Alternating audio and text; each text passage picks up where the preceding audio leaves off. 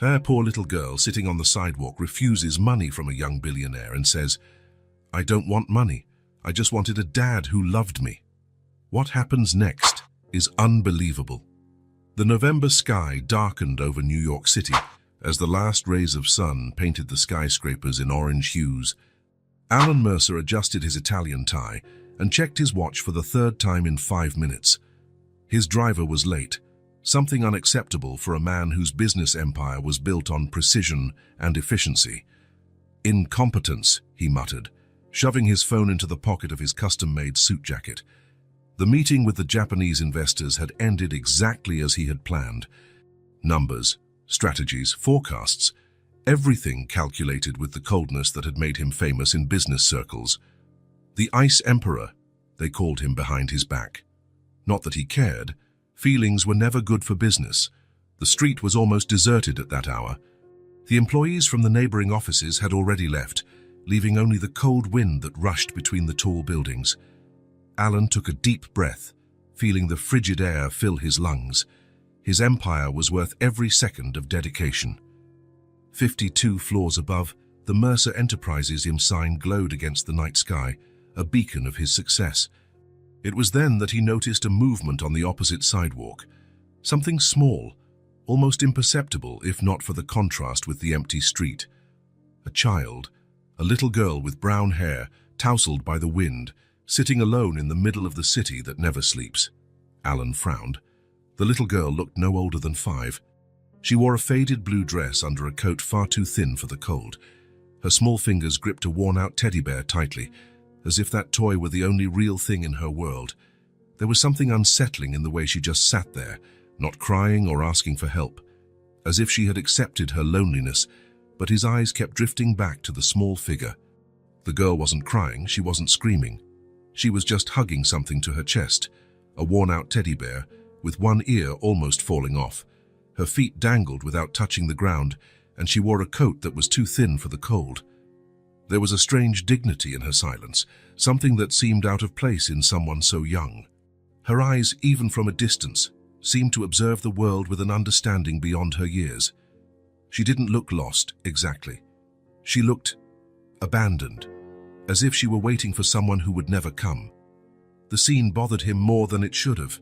Children were not part of his world. He had no children, never wanted them. His ex-wife, Caroline, had made it clear that this was one of the reasons their 5-year marriage had come to an end. "You don't know how to love anything but your numbers," she had said the day she left, taking only her clothes and leaving behind a silence he never managed to fill. Alan crossed the street before he could think better of it. His Italian shoes echoed on the concrete, creating a steady rhythm he used to organize his thoughts. 1 step, 2 steps. Maybe he would just ask if she was lost, maybe call the police, solve the situation and move on with his life. The girl looked up as he approached. She must have been about 5, maybe 6. Her eyes were large and a shade of green that seemed to absorb all the remaining light of the day.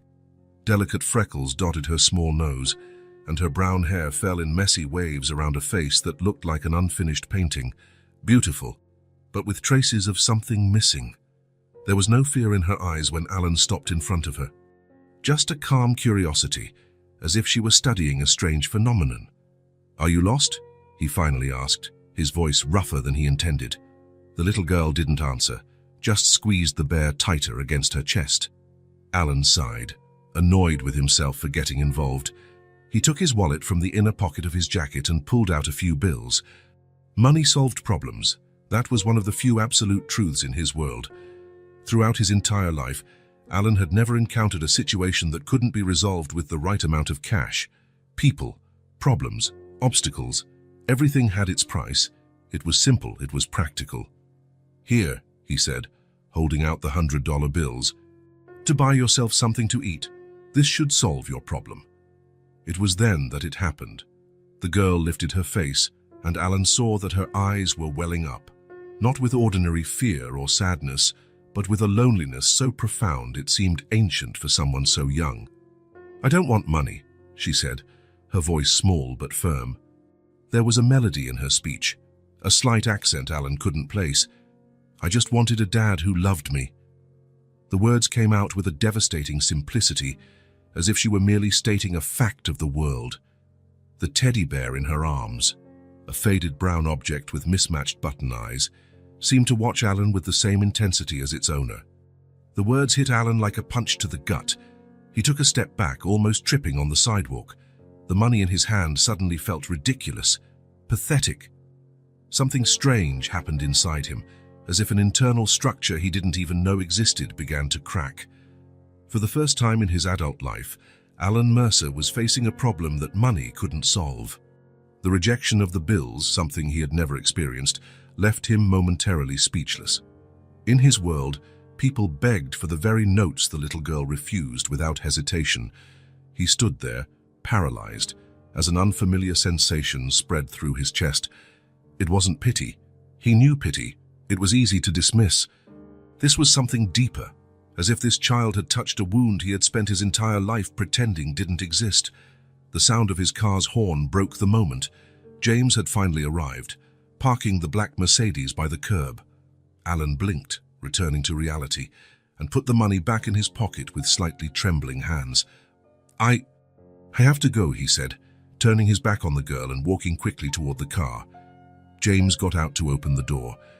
Sorry for the delay, sir. The traffic on the... It doesn't matter, Alan cut him off, getting into the vehicle. Home. As the car pulled away, Alan couldn't help but look through the rear window. The girl was still there, motionless, watching him leave. Her teddy bear dangled from one hand like a silent guardian. There was something in the way she stood there, small against the backdrop of the enormous city, that seemed to tell an entire story without words. A child who didn't run after the car begging for help. A child who didn't scream or cry. A child who just stood there, as if she were used to seeing people leave. Alan didn't answer. What could he say? That an unknown child had just shattered something inside him with only 9 words. The drive to his Fifth Avenue penthouse was silent. The city passed in luminous blurs outside, but Alan saw nothing but those green eyes, that small voice. I just wanted a dad who loved me. Who was that child? Lily. The name popped into his mind without him knowing why. She looked like a lily, fragile and resilient at the same time. He had no idea what her real name was, but in his thoughts, she was Lily now. A small flower growing in the city's cold concrete. But a little girl on the sidewalk had left him floored. The penthouse apartment greeted him with its usual silence, spacious, elegant, impeccably decorated by a renowned designer Caroline had hired years ago. A place featured in architecture magazines, but one that never felt like a home. Alan dropped his briefcase on the coffee table and went straight to the bar. The whiskey burned his throat but didn't wash away the image of the girl. He loosened his tie and walked to the panoramic window. Down below, the city pulsed with millions of lights, each one representing a life, a story. And somewhere in that ocean of lights, there was a little girl with a tattered teddy bear. His cell phone rang. It was David Peterson, his chief financial officer, probably wanting to discuss the reaction of the Japanese investors. Alan ignored the call and poured himself more whiskey. Work had always been his refuge, his only constant. But tonight, for the first time in years, the numbers felt empty. He sat at his desk and opened his laptop, determined to focus on something familiar. There were emails to answer, reports to review, decisions to make. The world didn't stop because of a strange encounter with a child. The letters on the screen, however, blurred before his eyes. How could a girl so young be alone? Why was no one looking for her? Was anyone waiting for her? The questions piled up in his mind, pushing away any possibility of concentration. He slammed the laptop shut. The silence of the apartment seemed more oppressive than ever. He remembered Caroline saying years ago that she wanted to fill this place with the laughter of children. He had dismissed the idea as an inconvenience. Children were noisy, unpredictable, demanded constant attention. They didn't fit into his meticulously organized life. And now, ironically, a child he didn't even know was occupying all his thoughts. When he finally went to bed, sleep wouldn't come. Alan tossed and turned, replaying the scene in his mind. I just wanted a dad who loved me. The phrase echoed like a mantra, like an accusation. Why that specific girl? He had seen needy children before, had donated millions to charities. He had never gotten personally involved. He had always maintained the safe distance that money provided. But there was something in her eyes, something familiar. The truth hit him like a cold wave at 3 in the morning. Those eyes, he recognized them because he saw the same eyes every morning in the mirror, eyes that carried the weight of an old loneliness, a pain that money couldn't touch. Alan got up and walked to the bathroom, staring at his reflection in the mirror. Fair 42-year-old man, graying at the temples, with expression lines marking a face that rarely smiled. What had that girl seen in him? Why hadn't she been afraid when he approached? And more disturbingly, how had a simple refusal of his money shaken his convictions so deeply? His entire life had been built on the belief that every problem had a price, that you just had to offer the right amount. And now, a 5-year-old child with a tattered bear had challenged that fundamental truth. He went back to bed, but sleep remained distant. His thoughts returned obsessively to the street, to the girl sitting on the sidewalk. What if she was still there? What if no one had found her? At 5 in the morning, Alan gave up on sleep. He took a long shower, trying to wash away the restlessness that consumed him. He dressed mechanically, choosing a dark grey suit that matched his mood. During breakfast, which he barely touched, he decided he would pass by the same spot on his way to the office, just to check. Just to make sure the girl had found her way home. Just to silence that inner voice that wouldn't leave him in peace. "To the office, quoi, sir?" James asked, as Alan got into the car. Alan hesitated. "No. Let's go to the same place as last night." The driver nodded, asking no questions. Years of service had taught him when his boss wasn't in the mood for conversation. The morning was grey, with the promise of rain. The streets were beginning to fill with morning traffic, hurried people walking with coffee cups in hand, faces hidden behind scarves and cell phones. When they reached the location of the previous day's meeting, Alan ordered James to stop. His eyes scanned the sidewalk, searching for the small figure. There was no one there. A confusing mix of relief and disappointment washed over him. She had probably found help, someone more compassionate than him, no doubt. "Wait here," he told James, getting out of the car. The cold wind cut his face as he walked along the same stretch of sidewalk. There was no sign of the girl or her teddy bear.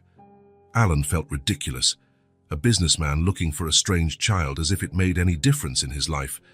He looked around, searching for any trace of the little girl, but the sidewalk was empty, just the usual urban litter and hurried people passing by without noticing his presence. Alan stood there, motionless in the middle of the sidewalk, feeling an inexplicable emptiness. It was as if he had lost something important before he even had it. "To the office now, sir?"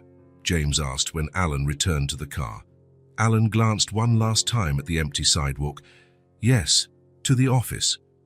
But throughout the entire drive, his thoughts remained with the green-eyed girl. Where could she be? Had she spent the night there? Had someone found her? The day dragged on through meetings and phone calls that seemed emptier than ever. Alan signed documents and made decisions on autopilot, while his mind wandered far away to a quiet street and a girl with green eyes. During a meeting with the finance team, he found himself staring at the profit spreadsheets with an unprecedented disinterest. Numbers, percentages, projections, he had always found comfort in that concrete, measurable data. Now they seemed cold and distant. "Mr. Mercer, is there a problem with the projections?" asked Sarah Chen, his chief analyst. Alan blinked, returning to reality. "Continue," he said curtly, trying to regain his focus.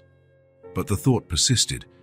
If money couldn't buy what that girl wanted, what else in his life couldn't he solve with his fortune?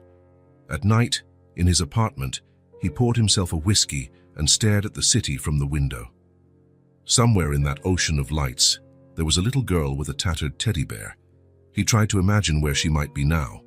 Did she have a place to sleep, someone to take care of her?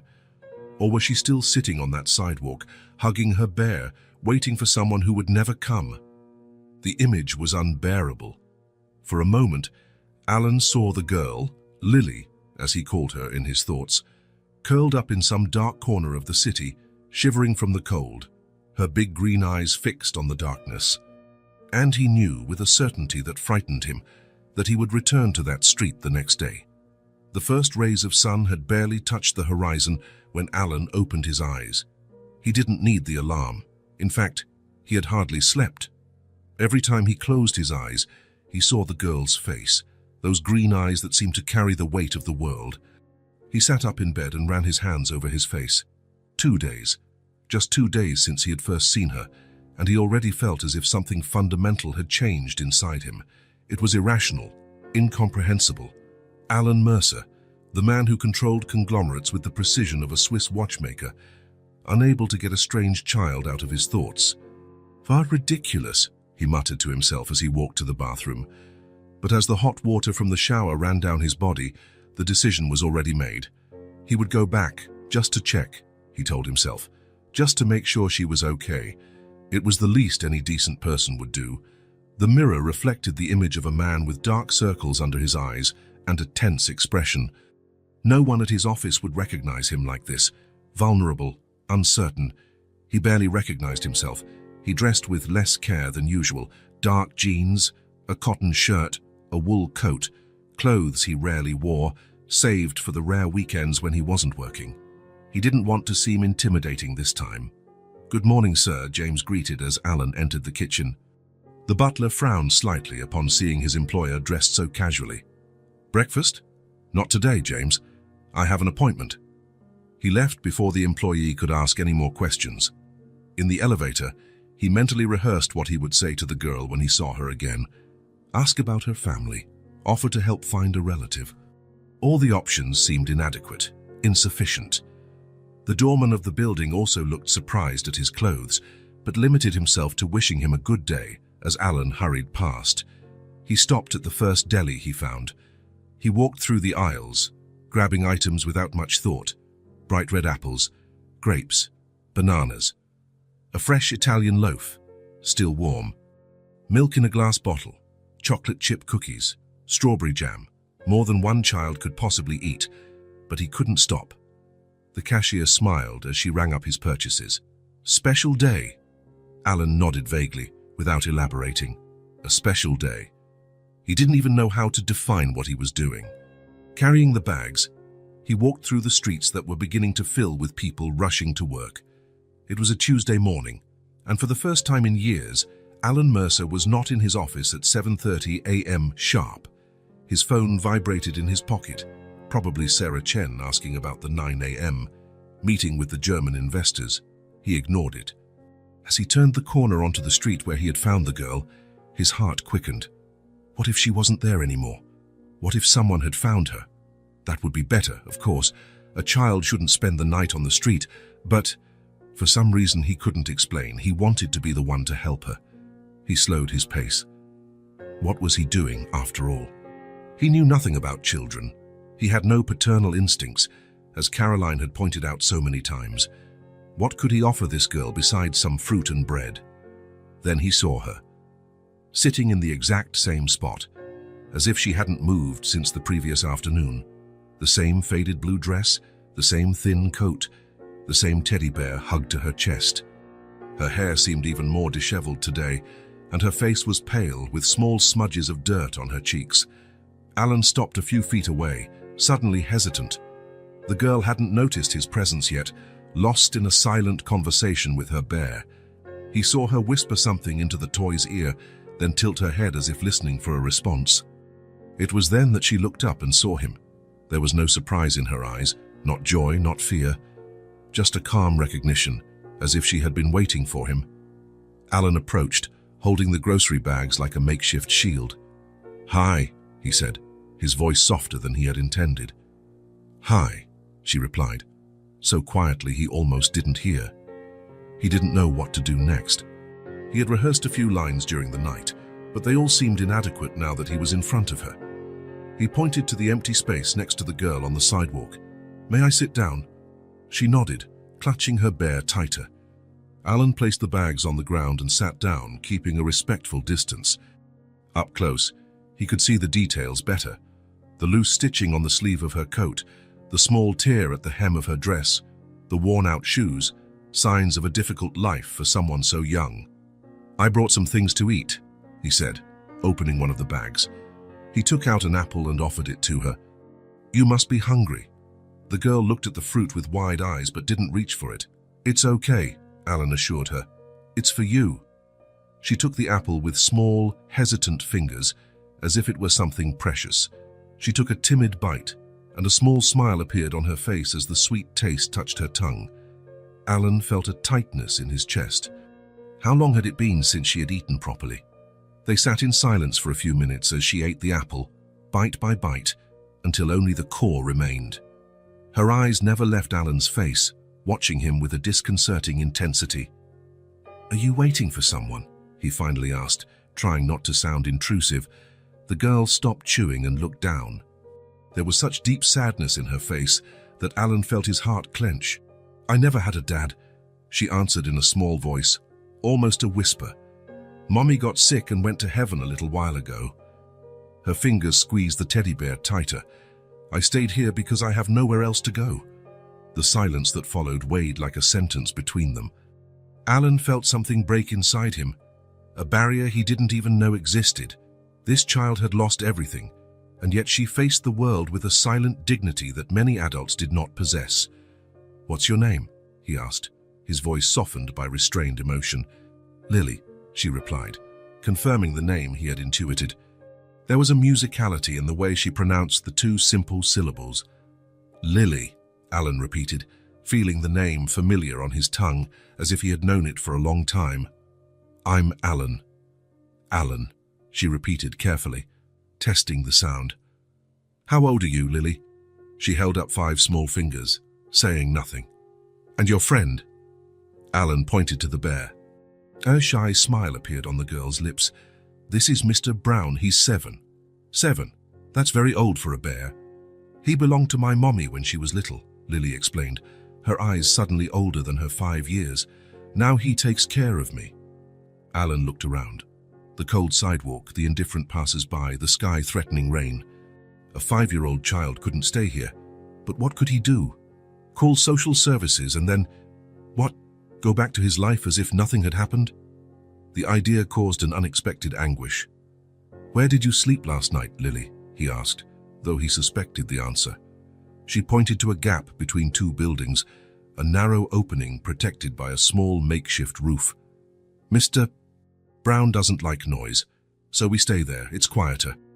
Alan closed his eyes for a moment, trying to control the wave of emotion that washed over him. A 5-year-old child sleeping in an alley. A child who worried about the comfort of her teddy bear while facing complete abandonment.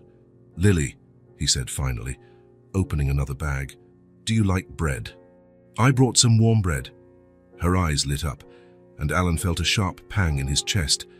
How could something so simple bring so much joy to someone who had lost so much? He broke the bread and offered her a piece, which she accepted with the same solemn gratitude as before. As she ate, Alan watched the people passing by. No one stopped. No one asked why a child was sitting alone on the sidewalk for days. The world went on its course, indifferent to small tragedies. "Do you have any family, Lily? Any uncles, aunts, grandparents?" She shook her head. "It was just Mommy and Mr. Brown." "And where did you live before?" Lily pointed vaguely to the east. "Far away. In a small house. But the mean man said we had to leave." Alan understood. Eviction. Probably after the mother's death when the rent stopped being paid. "How long have you been here on this sidewalk?" Lily shrugged. "Many days. First I waited for Mommy to come back, but Mr. Brown said she's not coming back from heaven." The simplicity of the sentence hid an unimaginable pain. Alan felt his eyes burn and looked away, pretending to watch the traffic. A group of executives walked past them, smartphones in hand, talking loudly about stocks and mergers, the world Alan had inhabited until 2 days ago. None of them seemed to notice the child on the sidewalk or the man beside her, just as he wouldn't have noticed before. The revelation hit him hard. Before seeing Lily, how many other children like her had he ignored? How many people in need had become invisible to him, mere shadows on the periphery of his busy, comfortable existence? Lily finished the bread and looked at Alan with attentive eyes. There was an ancient wisdom in that gaze, an acceptance of life that no child should possess. "Are you leaving now?" she asked, her voice neutral, without accusation or expectation. Alan felt the weight of that simple question. It was what people did in her life. They left. Her mother had left forever. Everyone else walked by without a glance. She expected the same from him. He looked around again. The cold sidewalk, the indifferent buildings, the darkening sky promising rain. He felt the cold wind cut his face and imagined what it would be like for a small child to spend another night out here. The decision crystallized within him with surprising clarity. There was no other option, really. Maybe there never had been since the moment his eyes first met hers. From his car parked nearby, Alan retrieved a wool blanket he kept in the trunk for emergencies. He returned to Lily and knelt before her. "Lily," he said, his voice gentle but firm, "you're not going to sleep here anymore." The girl looked at him without surprise, as if she had been expecting this. Not with hope, but with the same calm acceptance with which she seemed to face all the events of her short, difficult life. "Where am I going to sleep?" "In a warm bed, with blankets and pillows," he replied, gently wrapping her in the wool blanket. "Mr. Brown, too." She clutched the bear to her chest. "He might get scared in new places. We'll take care of him too, don't worry." Alan held out his hand, hoping she would take it. Lily looked at the outstretched hand, then at his face, as if searching for something in his eyes. Whatever she saw seemed to satisfy her. She placed her small hand in his, the trust in that simple gesture, nearly demolishing the defenses Alan had built for so long. He picked her up, surprised at how light she was, as if she weighed nothing, as if she could be carried away by the wind at any moment. He wrapped her carefully in the blanket, making sure the bear was secure in her arms. Lily said nothing as he carried her to the car, just watched his face with those attentive green eyes. There was no fear, no resistance, just a silent acceptance that broke Alan's heart. James got out of the car and opened the back door, his eyes widening at the sight of the child in his employer's arms, but years of professional discretion kept him from making any comment. "Home, James," Alan instructed as he settled Lily in the back seat. "And slowly, please." The girl looked out the window with fascination as the car began to move, as if she had never been in such a luxurious vehicle. She probably never had. "Do you live far away?" she asked, her small voice filling the space between them. "Not too far," Alan replied, watching how her eyes absorbed every detail of the car's interior. "Are you comfortable?" She nodded, clutching Mr. Brown to her chest. "He says yes, too." Alan smiled, a genuine smile that felt rusty from disuse. "I'm glad." The phone vibrated again in his pocket. Once again, he ignored it. The business world would have to wait. As the car glided through the morning traffic, Alan watched Lily's face. There was something mesmerizing in the way she looked at the world, with wonder, but also with a wisdom that seemed too old for her years. What was he doing? The question echoed in his mind. He had broken every rule of common sense. He had taken a strange child to his home without involving the authorities, without background checks, without a plan.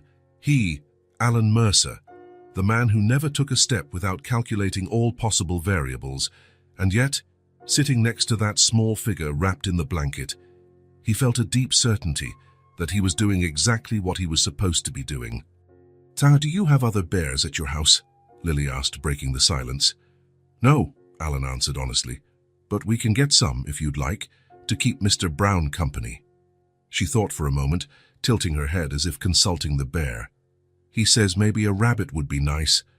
"He's never had a rabbit, friend." "A rabbit sounds perfect," Alan agreed, feeling a wave of tenderness he hadn't experienced in years. As they approached his building on Fifth Avenue, Alan realized his life had changed irrevocably. Nothing would be the same. The meetings, the contracts, the negotiations, it all seemed to belong to another life, a life that now seemed empty and pointless. He looked at Lily, who had fallen asleep with her head resting against the leather upholstery. Mr. Brown held firmly in her small arms. Her face in sleep looked even younger, more vulnerable. The small worry lines that marked her forehead when she was awake had disappeared, leaving only the serene face of a child who was now, by some twist of fate, under his care. The car stopped in front of the imposing building where Alan lived. James got out to open the door, but Alan gestured for him to wait. He didn't want to wake Lily just yet. For a moment, He just watched her sleep, feeling an emotion he couldn't name. It was as if something that had been dormant inside him for a long time was finally awakening. Something he had suppressed and denied his entire adult life. Careful not to disturb her, Alan picked her up in his arms. She barely stirred, exhausted after what had likely been days of irregular and insufficient sleep. "Sir," James began, clearly wanting to ask about the unusual situation, but holding back. "It's all right, James," Alan assured him, his voice soft so as not to wake Lily. "Please prepare the guest room, with extra blankets, and see if we have anything a child can eat for lunch." The butler nodded, clearing the way for Alan as he carried the sleeping girl to the elevator. In the silent apartment, Alan walked carefully to the guest room that had never been used. He laid Lily on the large bed, still wrapped in the blanket, Mr. Brown secure in her arms even in sleep. He stood there watching her for a long moment, the brown hair spread on the white pillow, the small freckles on her nose, the long eyelashes against her cheeks, so small, so fragile, and now, somehow, his responsibility. "What am I doing?" he whispered to himself, but he already knew the answer. He was doing what he should have done a long time ago, listening to that part of him Caroline said didn't exist, the part that could care about something other than contracts and profits. With a final glance at the sleeping figure, Alan left the room, leaving the door ajar. He had calls to make, arrangements to plan, but for now, all that mattered was that Lily was safe, warm, and would no longer have to sleep on the cold sidewalk. The rest, they would figure out together. The elevator ascended silently to the top floor of the elegant Fifth Avenue building. When the doors opened, Alan stepped out carrying Lily in his arms, still wrapped in the blanket. She had woken up during the ride and was now observing everything with wide eyes, clutching Mr. Brown as if he were her shield. "This is my home," Alan said softly, setting her down carefully. Lily took 2 hesitant steps and stopped, clearly intimidated by the grandeur of the apartment.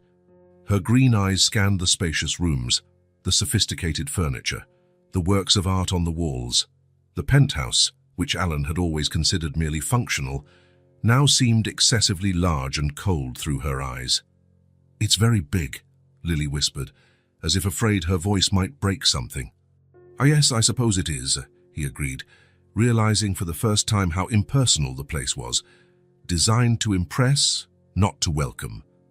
Lily followed him with cautious steps as he showed her the living room, the kitchen, and finally the hallway leading to the bedrooms. She moved like a little ghost, almost silently, observing every detail with a mixture of fascination and apprehension. "You must be hungry," Alan commented, suddenly aware that he had little experience with children. "What did they eat? What did they like?" Lily just shrugged, still hugging Mr. Brown tightly. "Let's get you a place to sleep first, and then we can get something to eat," he decided. He led her to the guest room, a spacious room that had never been used. The king-size bed seemed absurdly large for such a small child. Alan quickly improvised, placing extra pillows to make the space less intimidating and spreading soft blankets over the formal comforter. He turned on the lamp on the nightstand, giving the room a soft, welcoming glow. He partially opened the curtains, revealing the city's night view, an ocean of lights stretching as far as the eye could see. "This is where you'll sleep," he explained. "So what do you think?" Lily entered the room timidly, her eyes scanning every detail as if she couldn't believe what she was seeing. She hesitantly touched the soft bedspread, then looked at Alan with genuine surprise. "Is this all for me?" The question, asked with such innocence, hit Alan like a physical blow. How many things did he take for granted that seemed like unbelievable luxuries to this child? "Yes," he replied, his voice a bit hoarse. "All for you, and for Mr. Brown too, of course."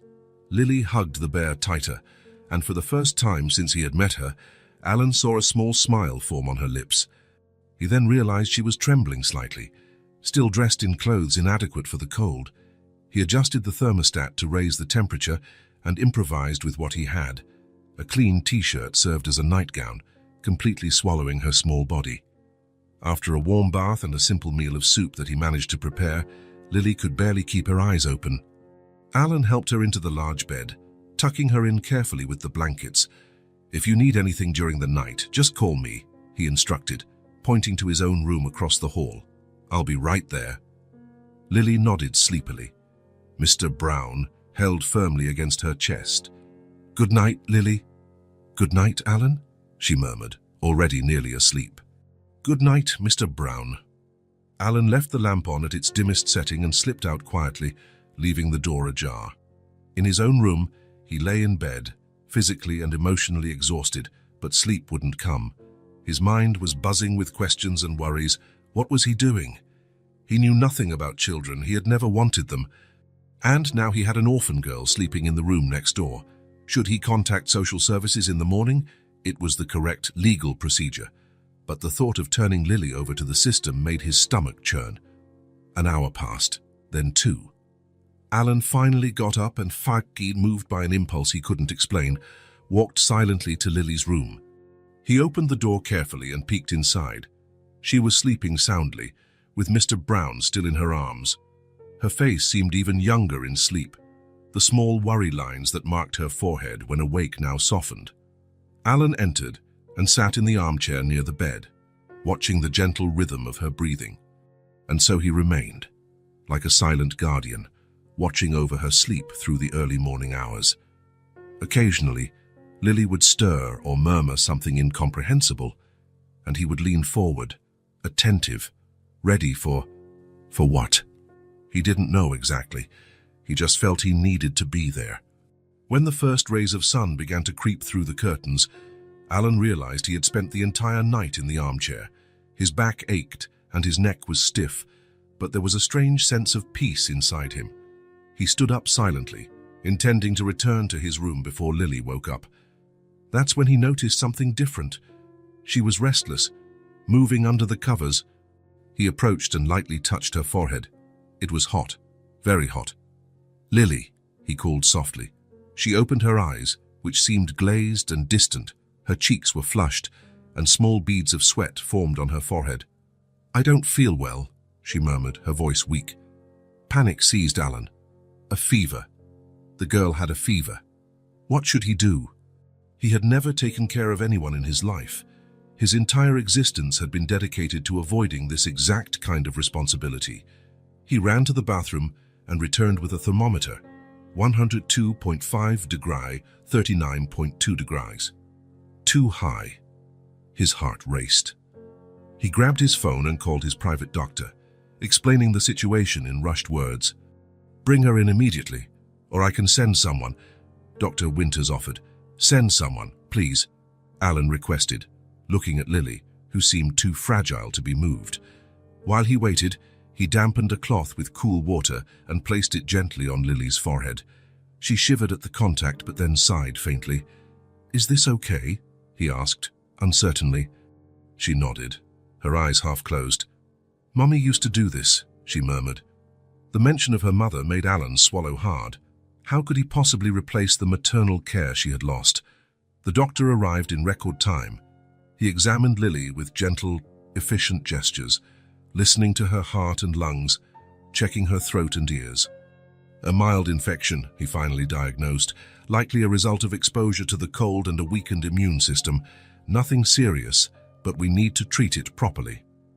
Relief washed over Alan like a physical wave. What should I do? The doctor prescribed antibiotics and fever reducers, giving instructions on dosages and schedules. Keep her hydrated, continue with the cool compresses and lots of rest. If the fever doesn't break in 24 hours, call me. After the doctor left, Alan organized the medications and returned to Lily's side. The day passed slowly as he changed the compresses, offered water in small sips, and administered the medicine at precise times.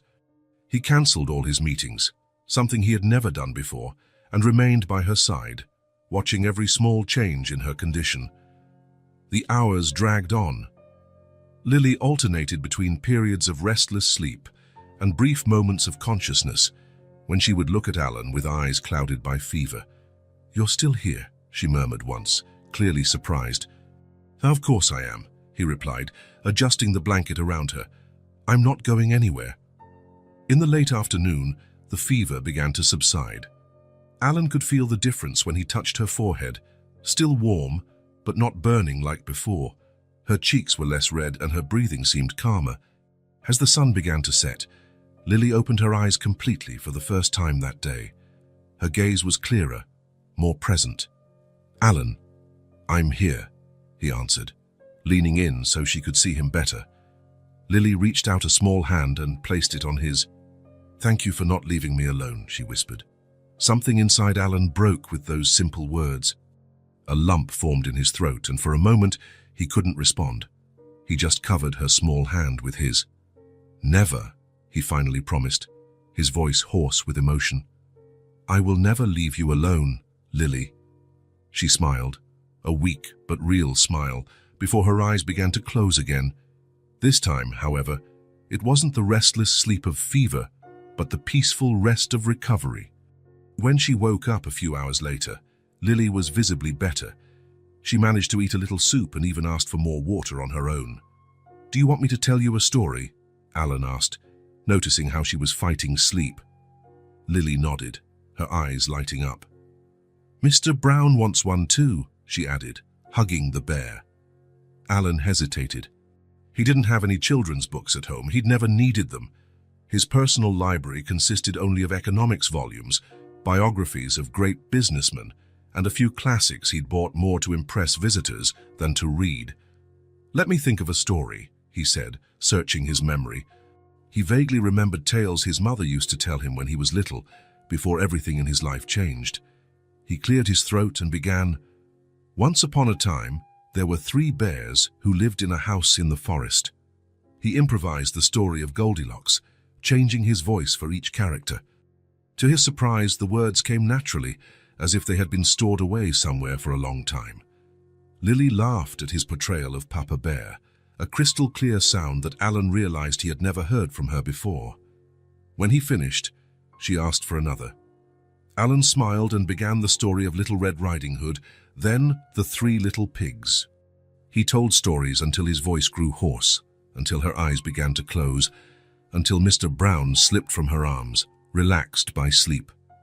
He adjusted the blanket around her, gently placed the bear back in her arms, and checked her temperature one last time. Almost normal. He turned off the tablet and dimmed the lamp, but he didn't leave the room. He sat down again in the armchair, preparing for another night of vigil.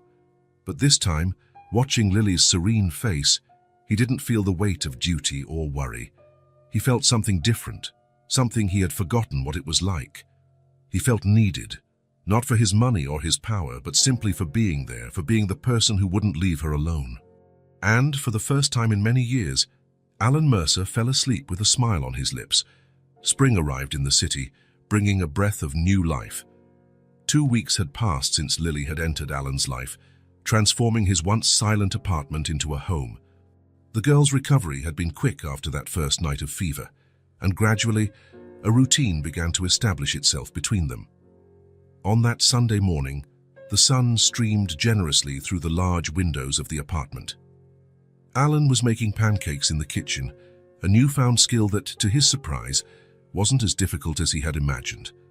Lily sat at the table, swinging her legs that didn't reach the floor, watching him intently while Mr. Brown, faithfully propped against a glass, supervised the process. "Do you think Mr. Brown will like pancakes with chocolate syrup?" Alan asked, flipping the batter in the pan with a movement that was already gaining confidence. "He prefers them with honey," Lily replied seriously, "but he said he can try chocolate today." Alan smiled. Her imagination charmed him. Slowly, Lily was beginning to open up, to show glimpses of the child she would be under normal circumstances. There were still moments of sadness, of course. Sometimes he would catch her looking out the window with an expression no 5-year-old should have, but there were also smiles, more and more frequent, and even some laughter that was like music to his ears. He placed the pancakes on a plate and sat at the table with her.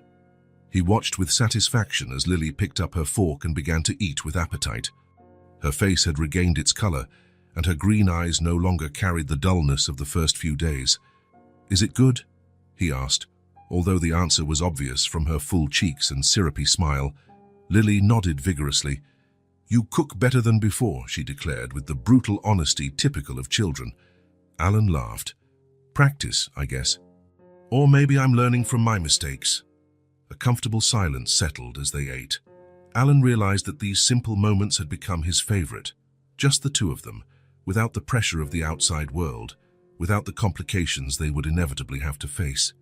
He still hadn't contacted social services. He knew he should, that the current situation existed in a kind of legal limbo, but with each passing day, it became harder to consider the idea of Lily being anywhere but here. With him. Alan. The small voice interrupted his thoughts. "Yes," Lily put her fork down on the plate, assuming a serious expression that made her seem curiously adult. "Why do you live alone?" The question caught him off guard. It was direct, simple, yet loaded with complexity. How could he explain to a child the choices and circumstances that had led him to a life of voluntary isolation? Alan took a deep breath, setting his own fork aside. He realized he owed her an honest answer, not a softened or evasive version. "It's a bit of a long story," he began, unsure of how to proceed. "We have time," Lily replied with a wisdom beyond her years, looking at him expectantly. Alan smiled faintly. "Yes, I guess we do." He took a sip of coffee, organizing his thoughts. "Well, for starters, I never knew my father. Never. He left before I was even born." Lily's eyes widened slightly, but she said nothing, just waited for him to continue. "My mother and I lived in a small apartment in the Bronx. She worked 2 jobs to support us. It was hard for her." Alan didn't usually talk about his past, but the words flowed with surprising ease. "She got sick when I was 12. Cancer. She tried to fight, but—" His voice wavered slightly. "She passed away when I was 14. Lily looked at him with an intensity that was almost palpable, her green eyes fixed on him, absorbing every word. "I went to live with my aunt after that. She wasn't a bad person, but she had her own problems, her own kids. I was an extra burden, I think. So I studied hard, got scholarships. I worked hard to build my own life." Alan paused, realizing he was telling more than he had initially planned. But there was something liberating in sharing these truths with Lily, perhaps because she, in some way, understood loss in a way many adults couldn't. "When I grew up, I had a few relationships, some important people. There was a woman, Caroline, and whom I almost married, but I guess I never really knew how to make things work, how to really let someone in." "Did she leave?" Lily asked quietly. Alan nodded. "Yes, she wanted children, a family. I was too focused on work, on my career. I couldn't imagine myself as a father." The irony was not lost on him. After her, there were other people, but nothing that lasted. Over time, I think I got used to being alone. It was simpler, less complicated. Lily lowered her head, absorbing everything he had said. Her small fingers played with the edge of the placemat. When she finally looked up, there was an understanding in her eyes that pierced Alan like an arrow. "I think you were lonely just like me," she murmured. 5 simple words, yet they held a truth so profound that Alan felt a lump in his throat. In his business, he was known for his insight, for seeing connections others missed. But it took a 5-year-old child to see the fundamental truth of his existence, that his entire adult life had been an elaborate defense against the abandonment he had felt in childhood. He couldn't respond with words. He just nodded, looking into her eyes. A moment of silent understanding stretched between them, 2 lonely souls who, by some whim of fate, had found each other. It was Lily who broke the silence, picking up Mr. Brown and hugging him. "I think Mr. Brown really liked the pancakes," she said, changing the subject with the naturalness only children possess. Alan smiled, grateful for the cue. "I'm glad he enjoyed them." The rest of the day passed quietly. They watched an animated movie that Alan had downloaded, his first experience with children's entertainment since his own childhood. Later, he took Lily to the park, where she watched other children play with a mixture of fascination and shyness. But that conversation at the breakfast table stayed with Alan. In the evening, after putting Lily to bed and telling her another improvised story, he sat in his office, contemplating what to do next. The truth he had been avoiding was now inescapable. He didn't want Lily to leave. He couldn't imagine his apartment without her, his days without the sound of her small footsteps, her curious questions, her presence that somehow made everything more alive, more meaningful. The next morning, he made a decision. If Lily was going to stay, and in his heart, he already knew that's what he wanted, he needed to make changes. The guest room, functional but austere, was no place for a child to grow up. The apartment, designed for a career-focused bachelor, lacked the essential elements for child development. He called Sarah, his assistant, and cancelled all his meetings for the day. For the first time in his career, something was more important than business. "We're going to have a surprise," he told Lily after breakfast. "What's your favorite color?" "Pink," she replied promptly, "and blue, and yellow, and green." Alan laughed. "Then we'll need all of those colors." The day was an adventure neither of them would forget. They visited children's furniture stores, toy stores, clothing stores. Alan, the man who used to deliberate for weeks over financial investments, now made quick, enthusiastic decisions about castle-shaped beds, colorful bookshelves, and star-shaped lamps. Lily, initially shy in the stores, gradually became more animated. Her eyes sparkled at the possibilities, and each small "can I really choose" both broke and mended Alan's heart simultaneously. "It's all for you," he would reply repeatedly. "Choose whatever you want." By the end of the day, the guest room was transformed. The walls, now adorned with stickers of trees and butterflies, seemed more alive. The new bed, appropriately sized for a child, had a pink canopy that Lily had chosen with sparkling eyes. Low shelves displayed colorful books and carefully selected toys. A soft little rug covered part of the floor, creating a cozy area for playing. Lily was ecstatic.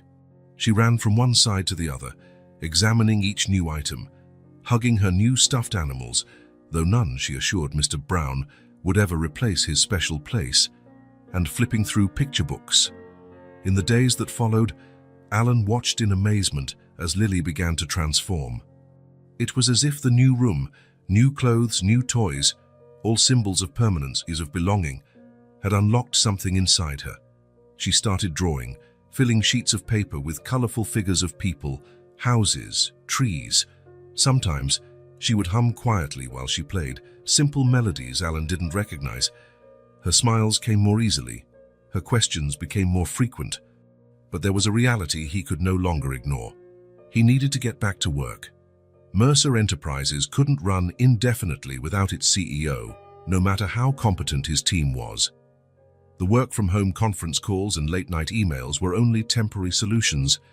"I can't stay home every day, Lily," he explained carefully one evening as he tucked her into bed. "So I have to go back to the office." Her eyes widened with alarm. "Will I be alone?" "No, of course not," he hurried to assure her. "I'm thinking of finding someone special to stay with you when I'm not here. Someone nice, who knows how to take care of children, who can play with you." Lily considered this for a moment, hugging Mr. Brown. "Like a nanny?" "Exactly. A nanny," she nodded slowly. "Mr. Brown says that's okay, as long as she likes bears." Alan smiled, relieved by her initial acceptance. "I'll make sure she loves bears." Finding the right person was no easy task. Alan personally interviewed each candidate with a rigor that surpassed even his interviews for high-level executives. The chosen one, Eleanor Dawson, was a middle-aged woman with decades of experience and impeccable references. She had a kind smile and a calm demeanor that seemed to please Lily immediately, especially when she passed the Mr. Brown test, treating the worn-out bear with the respect he obviously deserved. Still, when the first day came that he had to leave Lily, Alan felt an anxiety he had never experienced before.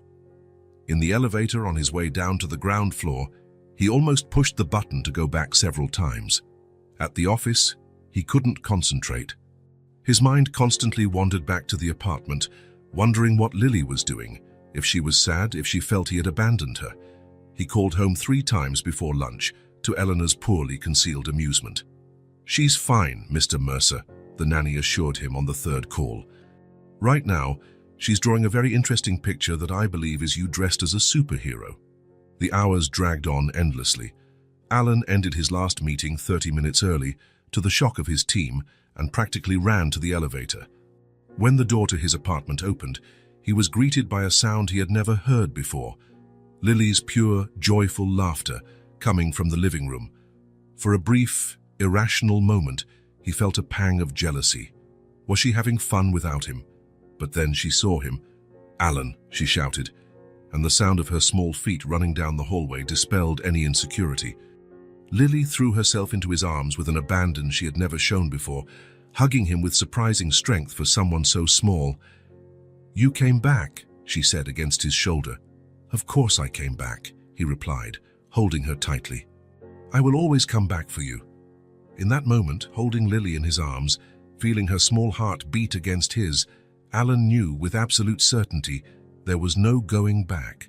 This child, who had appeared in his life by chance, had become the most important person in his world.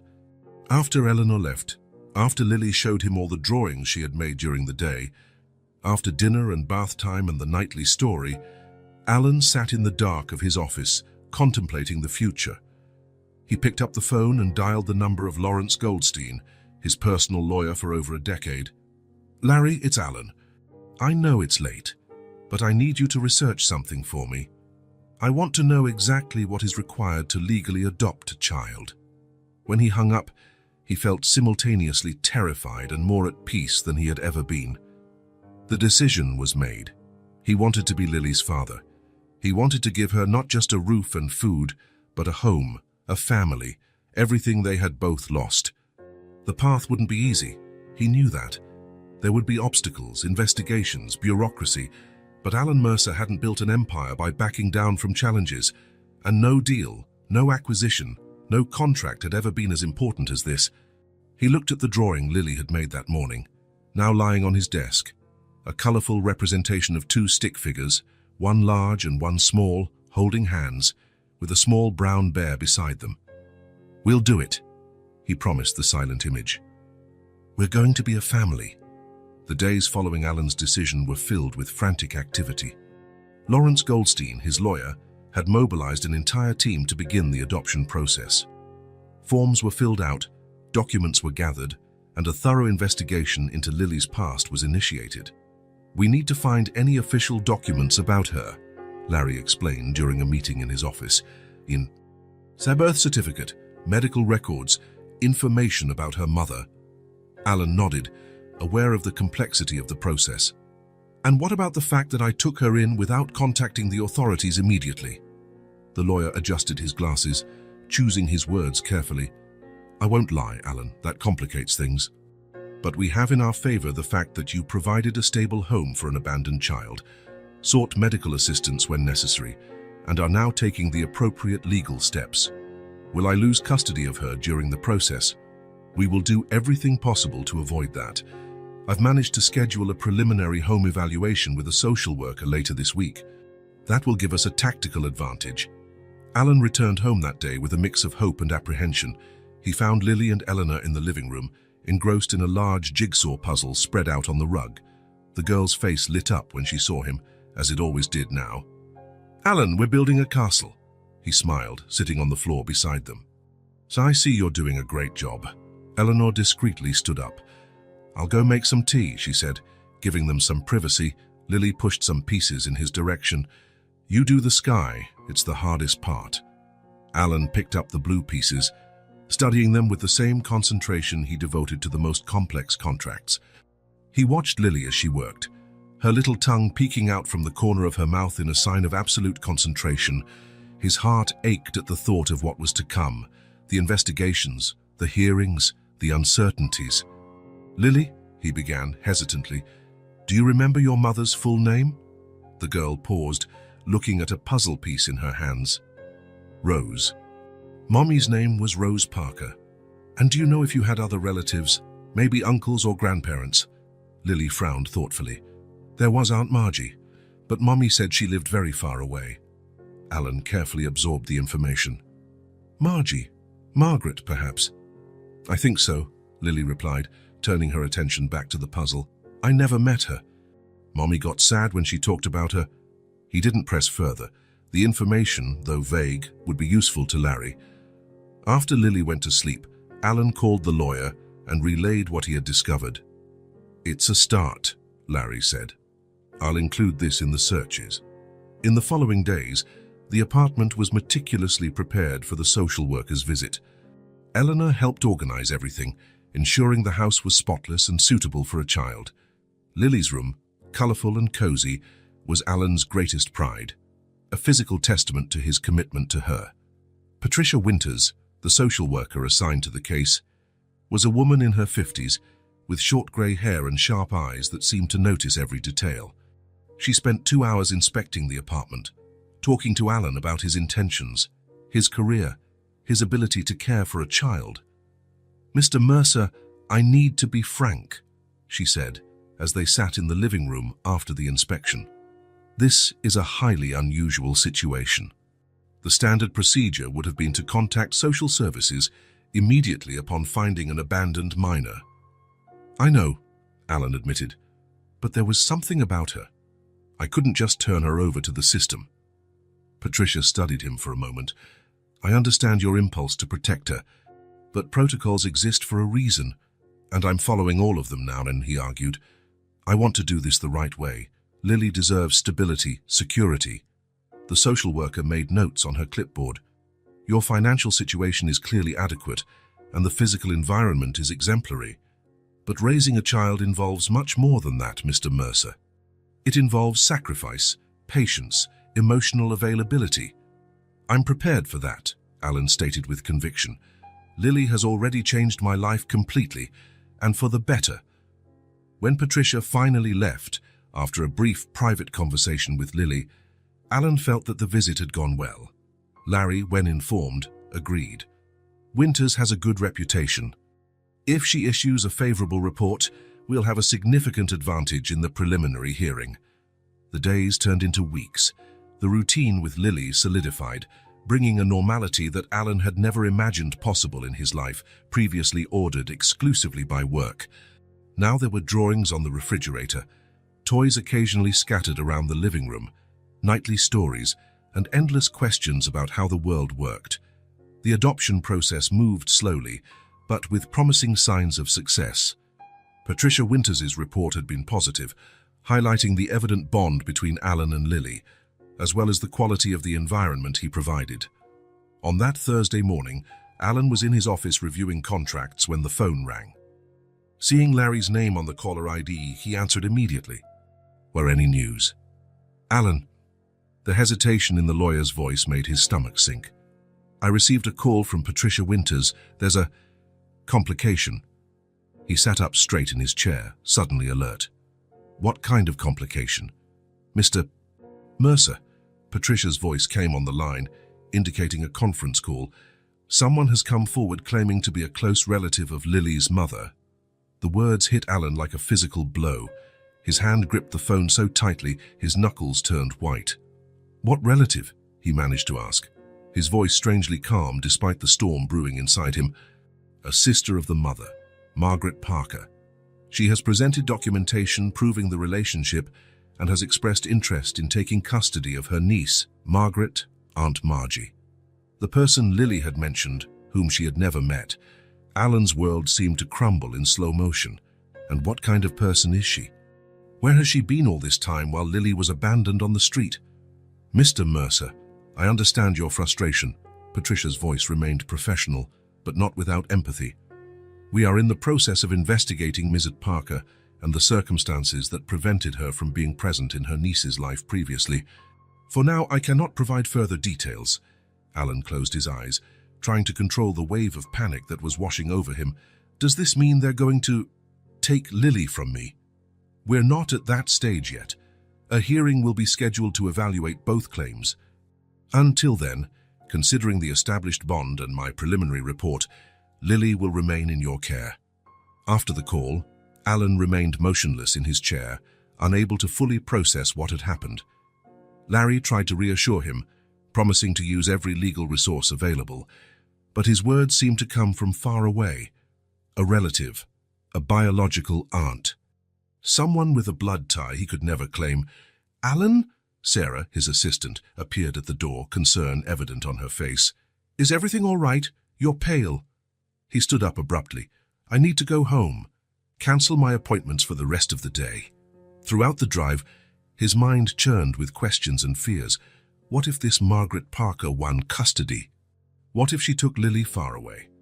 What if all the moments, all the stories, all the shared smiles were just a temporary interlude in their lives? The apartment was quiet when he arrived. Eleanor had taken Lily to the park, enjoying the sunny day.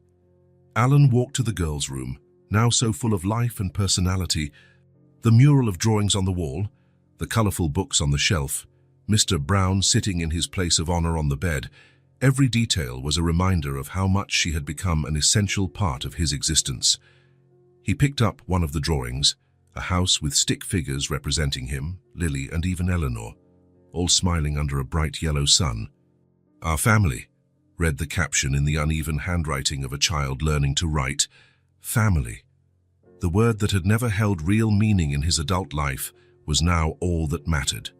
When Lily and Eleanor returned, Alan did his best to hide his concern. He spent the afternoon playing with her, more present than ever, savoring every laugh, every question, every shared moment as if it could be the last. At night, after telling not one, but 3 bedtime stories, Alan remained seated beside the bed, watching Lily fall asleep.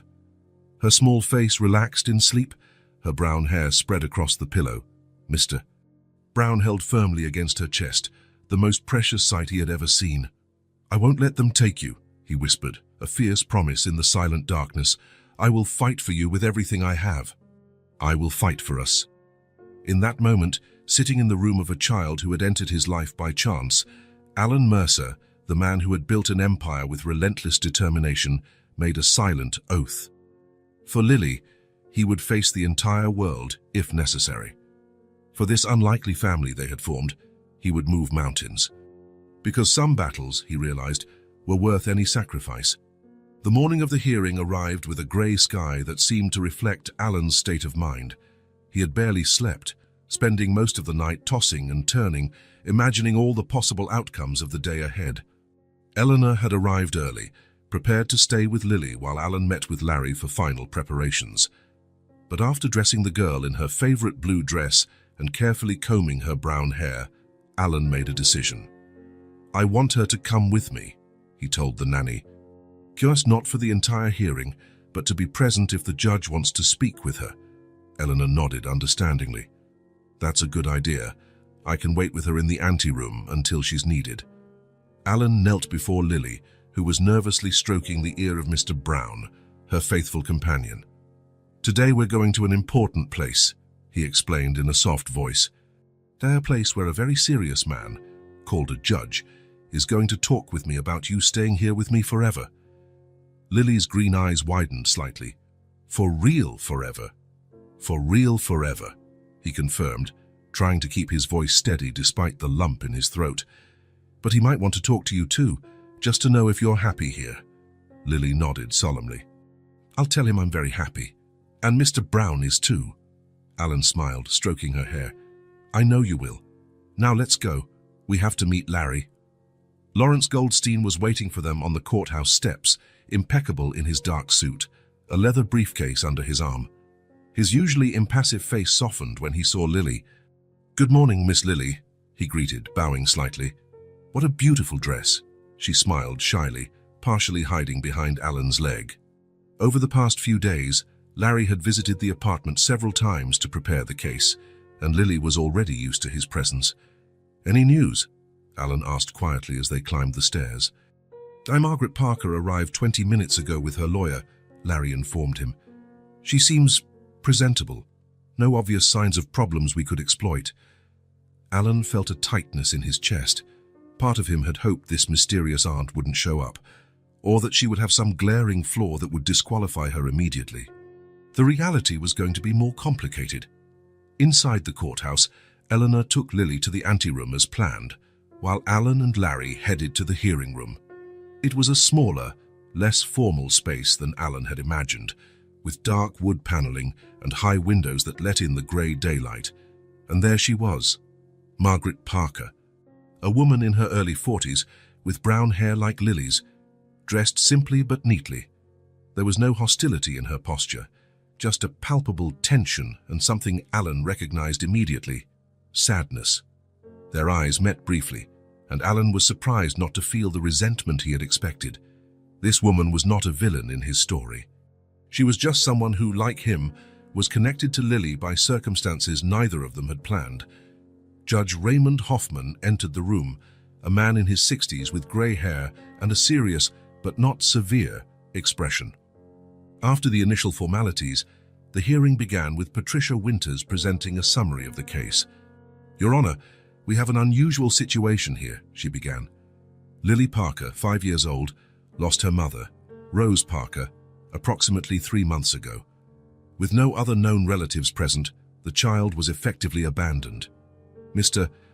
Alan Mercer found her by chance, and instead of immediately contacting the authorities, took her into his home.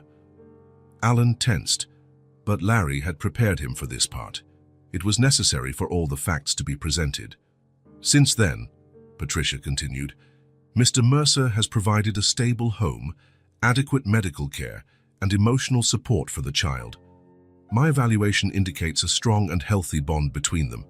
Recently, however, Margaret Parker, the sister of the deceased mother, has come forward claiming family ties to Lily." The judge nodded, absorbing the information. "Counselors, your opening statements, please." Margaret's lawyer, a younger man named Daniel Griffin, stood up first.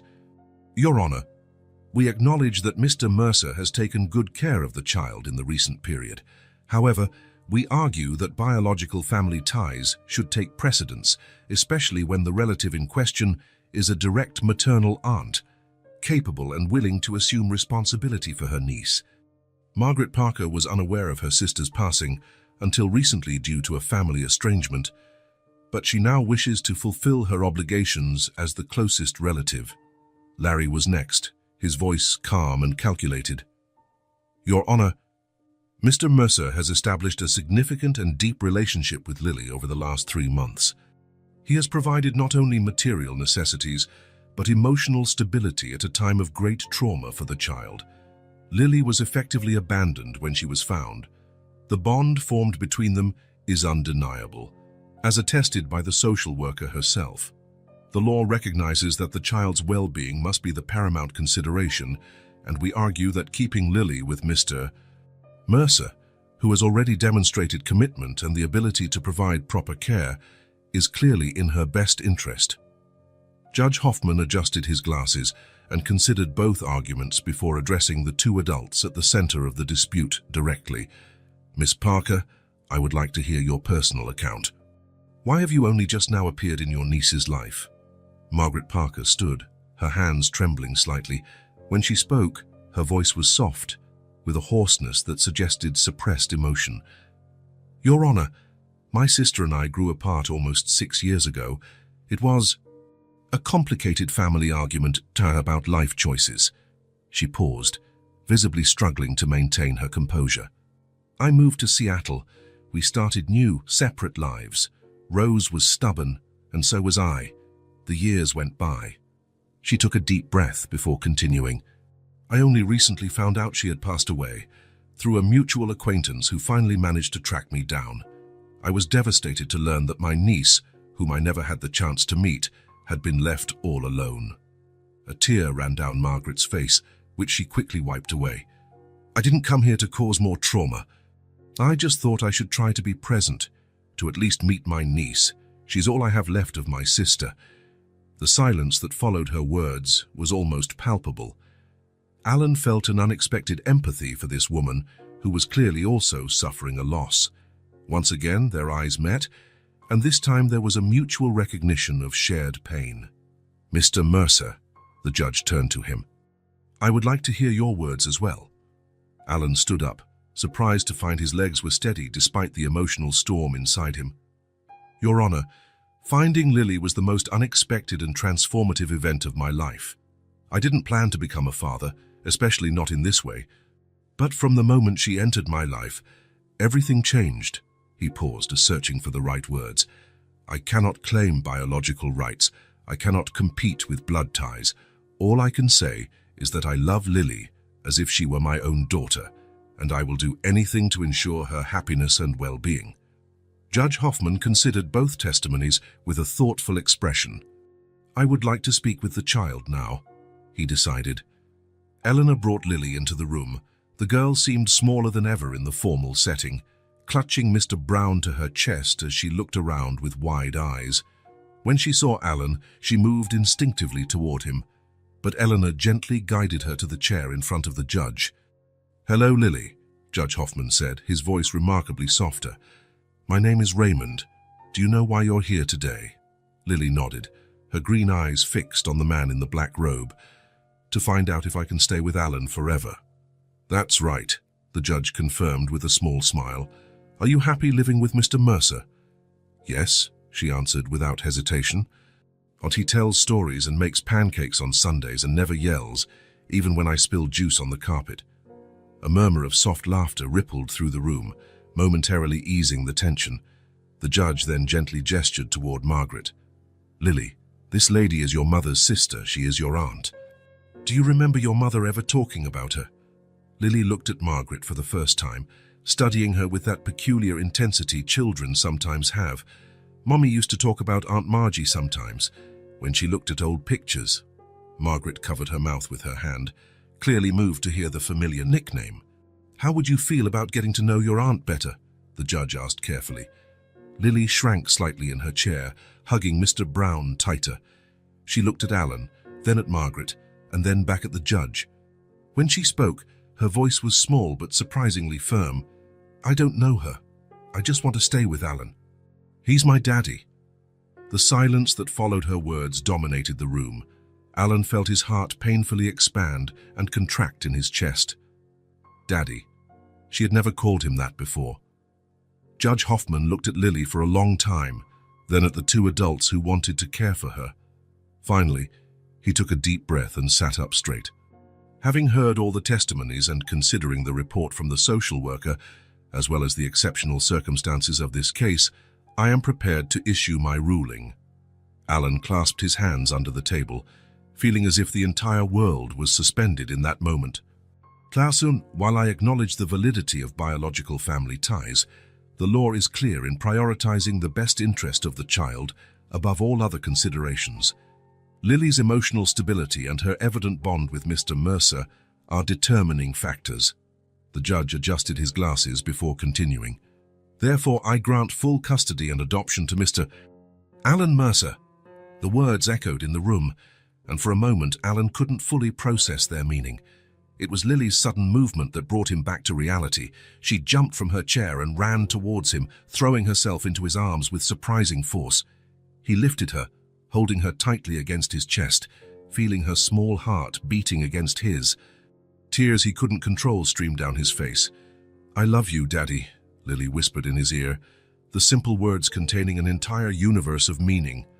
Alan closed his eyes, feeling the weight and lightness of that moment in equal measure. When he responded, his voice was choked with emotion. "I love you too, my daughter." Over Lily's shoulder, his eyes met Margaret's. To his surprise, there was no resentment in her gaze, only a melancholic acceptance and something that almost looked like relief. In that silent look, something was communicated between them, an understanding, perhaps even the beginning of a truce. Judge Hoffman banged his gavel, officially ending the hearing, but Alan barely heard it. In that moment, holding his daughter legally, officially, finally his daughter, the rest of the world had momentarily disappeared. The journey that had begun on a cold sidewalk with an unexpected question had reached its destination. Two lonely people had found each other, forming a family neither of them had planned, but which both now knew was absolutely right. The doorbell rang on a Sunday afternoon, 2 weeks after the hearing. Alan opened the door to find Margaret Parker holding a small package wrapped in colorful paper. "Thank you for letting me visit," she said, her voice still hesitant. Margaret's call 3 days after the hearing had surprised Alan. She had timidly asked if she could get to know her niece better. After some reflection, he decided it was the right thing to do. Lily deserved to know her roots. "Welcome," he replied, inviting her in. Lily watched from the living room, partially hidden behind the sofa, Mr. Brown held firmly against her chest. Margaret knelt, bringing herself to the girl's level. "Hello, Lily, I brought you something." She held out the gift. "Your mother and I had one just like it when we were little." With a nod of approval from Alan, Lily approached and opened the package, revealing a small photo album with a floral fabric cover. "These are pictures of your mom," Margaret explained. "So as when she was a child, a teenager, and some of her as an adult too. I thought you'd like to have them." Lily's eyes widened as she saw a girl who looked very much like her smiling in an old photograph. "Is that Mommy?" "Yes," Margaret confirmed, her voice thick with emotion. She was 7 there. "Almost your age." "Look, Daddy!" Lily held up the album, showing a photo of 2 young girls hugging. "It's Mommy and Aunt Margie." The name came out so naturally it surprised everyone in the room. A small smile formed on Margaret's lips, the first one Alan had seen since he met her. That first visit lasted only an hour, but it opened the door for many more. On the following weekends, Margaret returned, each time bringing little stories and memories of Rose's life that helped Lily build a more complete picture of her mother. To Alan's surprise, he felt no jealousy about these connections. He watched with gratitude as his daughter gained not only precious memories, but also an extension of family that he could never provide alone. "You're a rare man, Alan Mercer," Margaret commented once as they watched Lily feed the ducks in Central Park. "Many in your place would have closed the door." Alan shook his head. "Lily deserves to know her roots, and you are an important part of them." As the weeks went by, a comfortable routine was established. Margaret would visit on Sundays, sometimes taking Lily for short outings, other times spending the afternoon at the apartment, telling stories about the Parker family. Lily began to refer to her regularly as Aunt Margie, and would occasionally call to show her a new drawing or tell her about her day at school. Margaret's presence brought an additional dimension to Lily's life, a sense of continuity and belonging that complemented, rather than competed with, the home Alan had created. He now understood that love was not a limited resource that needed to be rationed, but something that grew the more it was shared. On a summer afternoon, Alan transformed the apartment's terrace into a small green oasis. Sitting in the shade, he watched Lily play, spreading colorful drawings everywhere, her latest passion. The sun lit up her brown hair, creating a golden halo around her as she chatted animatedly with Mr. Brown about her artistic creations. Her laughter, clear and crystal, echoed in the air. Alan closed his eyes for a moment, absorbing the sound that had become the most important music in his life. "Daddy, look, I drew the 3 of us." Lily ran to him, holding a colorful piece of paper. On it, 3 stick figures, a large one wearing a tie, a small one in a blue dress, and a medium-sized one with brown hair, were holding hands under a smiling sun. "You, me, and Aunt Margie at the park." "It's beautiful, sweetheart," he replied, feeling that familiar wave of emotion. "Can I give it to her on Sunday?" "Of course you can. I'm sure she'll love it." Lily smiled, satisfied, and ran back to her drawing table, already planning her next masterpiece. Alan watched her for a long moment, feeling a deep peace he had never known before. The corporate empire he had built, the successful negotiations, the accumulated millions, none of it had brought him a tenth of the happiness he felt now, simply watching his daughter draw on the terrace of his apartment. The man who believed he didn't know how to love had finally discovered that love was not a skill to be mastered or a strategy to be implemented. Love was born from simple gestures, pancakes on Sundays, bedtime stories, bandages on scraped knees, applause for imperfect drawings, and above all, love came from the courage to stay, to choose day after day, to be present, to push through fears, doubts and uncertainties, and still remain. On the cold sidewalk where he had first found Lily, Alan Mercer had found not only an abandoned child, but also the part of himself he had left behind long ago, the capacity to connect, to care, to love without measure. And that, he realized, as he watched his daughter playing under the setting sun, was the true miracle of his story. If this story touched your heart, subscribe to the channel and turn on notifications so you don't miss the next ones. Leave a like because it helps this story get recommended to more people. See you in the next story.